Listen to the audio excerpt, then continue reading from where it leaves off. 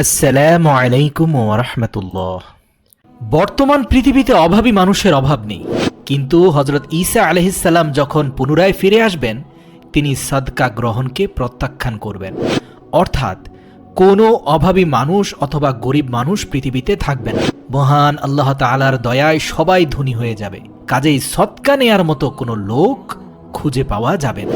ওট, ছাগল বা অন্য কোনো চতুষ্পদ জন্তুর প্রতি যত্ন নেয়ার প্রয়োজন পড়বে না।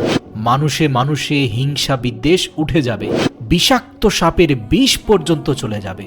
হাদিসে আছে, শিশু বাচ্চারাও বিষাক্ত কোবরা সাপের মুখে হাত ঢুকিয়ে দেবে, কিন্তু সাপ শিশু বাচ্চাকে কামড় দেবে না।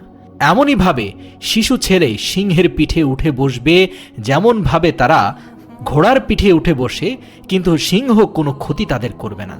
ছাগল এবং নেকড়ে বাঘ এক মাঠে চড়ে বেড়াবে, কিন্তু বাঘ কোনোদিন ছাগলকে খাওয়ার কথা চিন্তাও করবে না। তারা রাখালের মতো হয়ে যাবে। পানি দ্বারা একটি গ্লাস যেমন পরিপূর্ণ হয়ে যায়, ঠিক পৃথিবীও তেমনই শান্তিতে পরিপূর্ণ হয়ে যাবে। সকলের একই কথা হবে যে পৃথিবীতে আল্লাহ ছাড়া অন্য কারো ইবাদত হবে না। যুদ্ধ বিগ্রহ ও অস্ত্র উৎপাদন বন্ধ হয়ে যাবে। কুরাইশদের রাজত্ব ছিনিয়ে নেওয়া হবে। সবাই এক এক করে খাঁটি রূপার মতো পরিষ্কার হয়ে যাবে।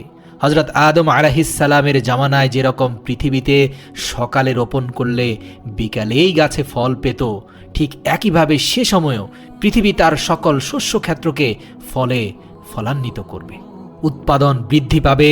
অন্য এক বর্ণনায় আছে, পাহাড়ের উপর বীজ ছিটিয়ে দিলেও এখানেও ফসল উৎপন্ন হবে। একটি আঙ্গুরের থোকা এত বড় হবে যে একদল মানুষ তা খেয়ে পরিতৃপ্ত হয়ে যাবে। একটি ডালিম একদল মানুষের জন্য যথেষ্ট হবে। গরুর দাম বেড়ে যাবে এবং মাত্র কয়েক পয়সা দিয়ে ঘোড়া ক্রয় করা যাবে।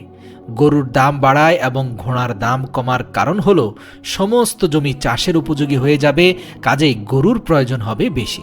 অপরপক্ষে যুদ্ধ বিগ্রহ থাকবে না বলে ঘোড়ার কোনো মূল্যই থাকবে না। হযরত ঈসা আলাইহিস সালাম পৃথিবীতে কতদিন থাকবেন, এই ব্যাপারে দুই ধরনের অভিমত পাওয়া যায়। কোনো কোনো বর্ণনায় রয়েছে 7 বছর অবস্থান করবেন, আবার কোনো বর্ণনায় রয়েছে 40 বছরের কথা।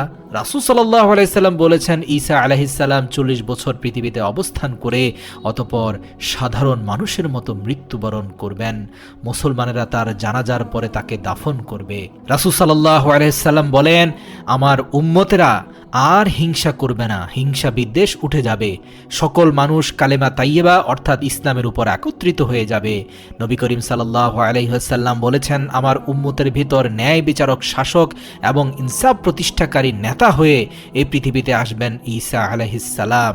সেই আসার পরেই পৃথিবী এমন একটি রূপে রূপান্বিত হবে যা পৃথিবীর শুরু থেকে শেষ পর্যন্ত কখনোই এমনটি দেখা যায়নি।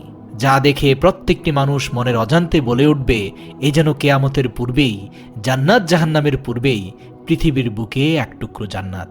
অনেকের মনে প্রশ্ন আসতে পারে, বর্তমান ইসলাম অনুসারীরা দল উপদলে বিভক্ত হয়ে এক দল আরেক দলকে কাফের ফতোয়া দিচ্ছে, এক দল আরেক দলের পেছনে ষড়যন্ত্রে লিপ্ত হয়ে আছে।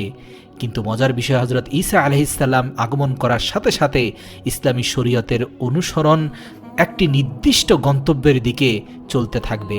মহান আল্লাহ তাআলার কিতাব এবং আমাদের নবী করিম সাল্লাল্লাহু আলাইহি সাল্লামের সুন্নতকে তিনি একটি সুস্পষ্ট দৃঢ় মানদণ্ডের উপরে স্থাপন করবেন। কেউ এই সকল কোরআন হাদিস ব্যতিরেকে নিজের মতো করে দল উপদলে বিভক্ত হতে পারবে না। সেই সময় ইসলাম ছাড়া বাকি সমস্ত মতবাদ পৃথিবী থেকে বিলুপ্ত হবে। এজন্য তিনি খ্রিস্ট ধর্মের প্রতীক হিসাবে ব্যবহৃত ক্রস চিহ্ন ভেঙে ফেলবেন, পরাজিত কাফেরদের থেকে জিজিয়া গ্রহণ প্রত্যাখ্যান করবেন, ইসলামের উপর প্রতিষ্ঠিত নয় এমন কোনো কিছু গ্রহণ করবেন না, আল্লাহর নাম ব্যতীত জবাই করা কোনো পশু ভক্ষণ করবেন না। মোট কথা, মুহাম্মদুর রাসূলুল্লাহের সহিহ সুন্নাহ এবং আল্লাহ প্রদত্ত কোরআনের একটি প্রকৃত শাসন ব্যবস্থা চালু হবে, যার মধ্যে ভিন্ন মত বলে কোনো কথাই থাকবে না। মত এবং পথ একটাই হবে, পরিচয় হবে সবার মুসলমান।